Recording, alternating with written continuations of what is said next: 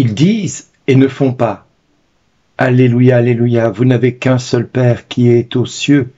Vous n'avez qu'un seul Maître, le Christ. Alléluia.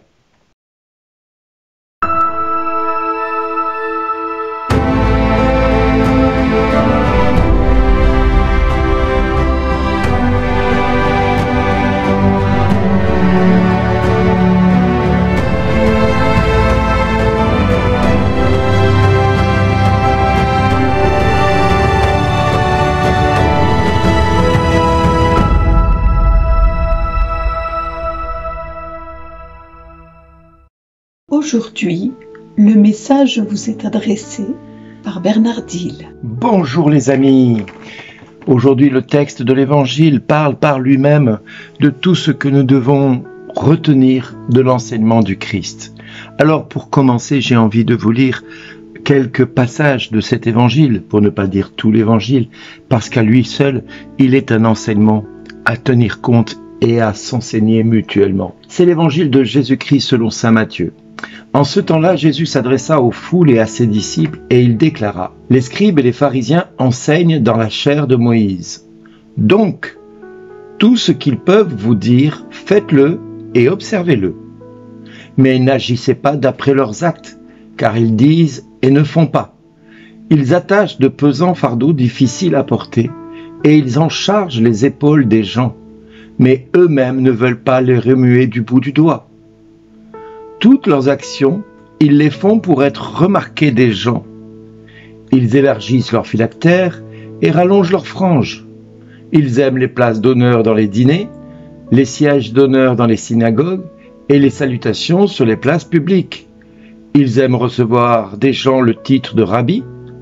Pour vous, ne vous faites pas donner le titre de rabbi, car vous n'avez qu'un seul maître pour vous enseigner, et vous êtes tous frères. Ne donnez à personne sur la terre le nom de Père, car vous n'avez qu'un seul Père, celui qui est aux cieux. Ne vous faites pas non plus donner le titre de Maître, car vous n'avez qu'un seul Maître, le Christ. Le plus grand parmi vous sera votre serviteur. Qui s'élève sera abaissé, et qui s'abaissera sera élevé.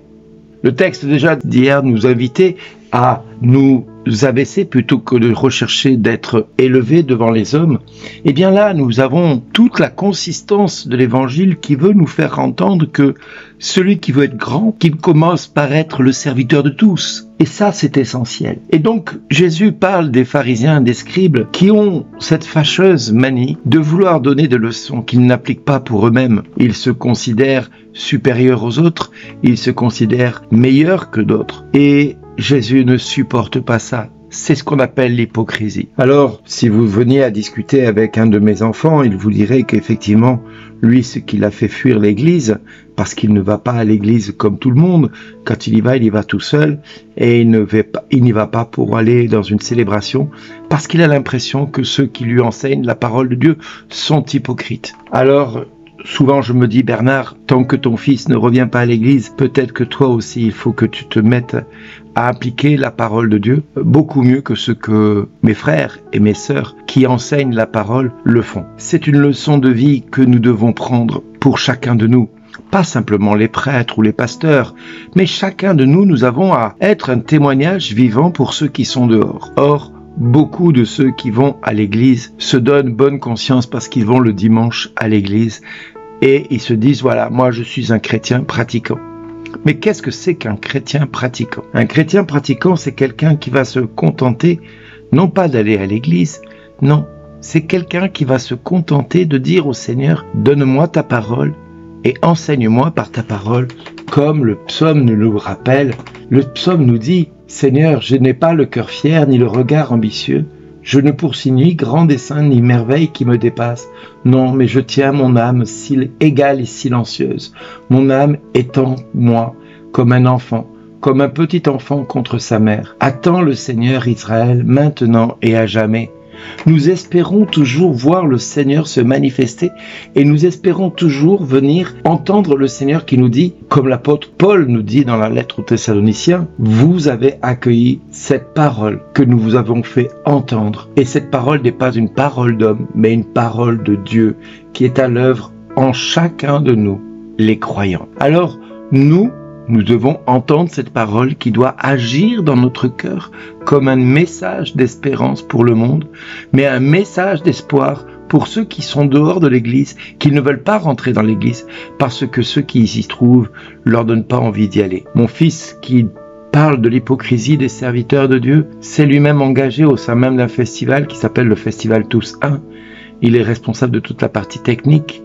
Pour l'instant, je ne sais pas s'il va continuer longtemps. Une chose est certaine, c'est que dans son cœur, pour la Toussaint, qui a eu lieu il y a quelques jours, mais je sais que le Seigneur se sert de lui pour donner à des jeunes de 13 à 18 ans le désir de découvrir Jésus tel qu'il est. Mais en même temps, nous devons être vrais avec tout le monde, pas simplement avec une partie de la population.